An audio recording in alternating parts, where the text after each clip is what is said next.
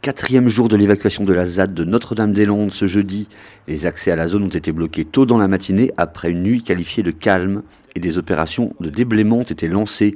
Plusieurs gendarmes ont été blessés dans des échauffourées, dont un par un jet d'acide. Dans la matinée, la N165 a été bloquée par des sympathisants.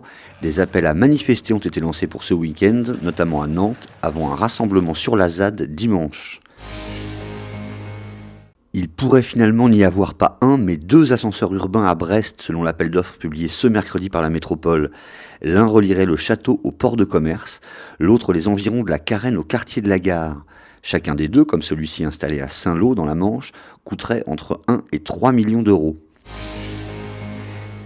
Début difficile pour le Braze-Neves 1, le nouveau ferry qui assure la liaison Lorient-Groix. Lancé mardi, il retournera dès vendredi au chantier Piriou pour des ajustements. Rien de très grave, il devrait reprendre ses rotations lundi.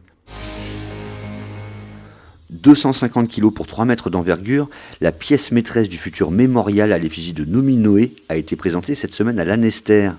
La sculpture monumentale sera installée le 26 mai à Bain-sur-Oust, sur les lieux de la bataille qui a opposé en 845 l'armée de celui qui fut le premier souverain de Bretagne au franc de Charles le Chauve, petit-fils de Charlemagne.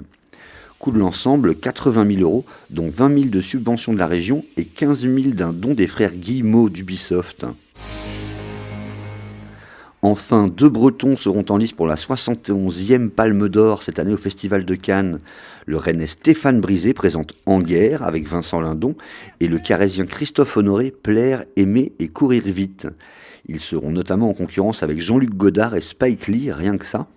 Le festival, dont la présidente du jury est cette année Cate Blanchett, se tiendra du 8 au 19 mai.